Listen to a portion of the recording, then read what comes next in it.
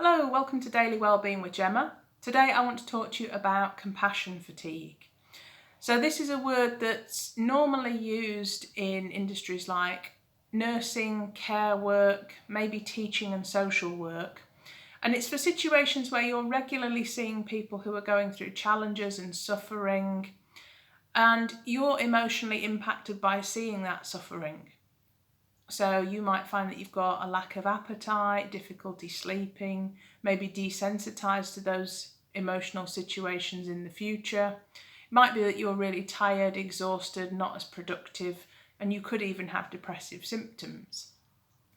So the reason I wanted to mention it as part of a general wellbeing series is that since the pandemic, more people might be having this issue than would normally have done. Before it might be those specific industries, but now if you're regularly witnessing news stories about medical situations or changes in politics, there's been a lot of very challenging stories of people having being oppressed in different ways. That could trigger some compassion fatigue for you because you're seeing that suffering and wanting to do something about it. Another important thing I want to mention actually is that compassion fatigue recently has been renamed. So I've still put it in the title because that's what people will be familiar with. But the definition of compassion is to empathise with somebody's situation and then feel motivated to take action to make them feel better, to relieve that suffering. And in scientific studies, they found that when people had the symptoms like the burnout, the lack of sleep, the fatigue, it wasn't because of compassion, it was because of the empathy side. So what happens is if we empathise with somebody's suffering, we imagine what it would be like to be them, we try and experience it with them. And by doing that, it can actually take our own mood and our own well-being down. And we can get into a little bit of a pit of trying to distract from that or withdraw from that. We just want the negative feelings for ourselves to go away. And so really what's happening there is empathy fatigue. When you have genuine compassion, you see the suffering of the other person. You might empathise a bit, but you recognise that that's the way they feel and you don't feel it with them. You just feel concern for them, and then you move to some sort of action, a desire to help in whatever small way you can.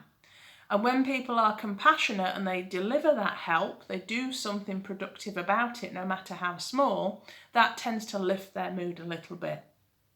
So if you are feeling empathy fatigue, see if you can take action. See if you can be compassionate and do something to help that person, because that will really change your symptoms and hopefully make you feel a lot better and make the other person feel better, which makes for a better world. If you're in a situation where you're not able to take action, but you're having this empathy fatigue, things that you can do are reframing it. So recognizing that it's their suffering and not yours. And that might seem a bit mean to say, but it's important that we acknowledge other people's suffering, but we don't let it consume us. So that reframing is really important for protecting your own well-being. Find ways to process your feelings. So if you're feeling really challenged by seeing what's going on for others, journal about it, talk to friends, colleagues, support groups, because talking and labelling your feelings can help you to manage them an awful lot better. And look at other areas of your life where you are able to relax and almost dissociate from that, not in a negative way, but if you're working in an industry like nursing or social work where it's high pressure and there's a lot of things to be empathetic about, you need to build in that time to rest, to just have fun, to recharge your own batteries so that you can go back into that fully energized and ready for what could be more challenging situations to come. So I hope that gives you some food for thought, and that maybe you can notice what type of situations do you empathise with and carry with you. Is there a way that you can reframe it so that you're not carrying that? And the next time you feel concerned for people, how can you take some small actions to reduce their suffering, make them feel better, and therefore make you feel better as well, and protect your well-being. So the more we can be compassionate and help each other out, the better we'll be, and hopefully we won't have to empathise with other people's suffering at all, because there won't be any. Maybe that's quite a few years down the line, but we can live in hope. So I hope that's interesting, and I hope that you can try out a couple of those strategies. I will see you next time. Bye.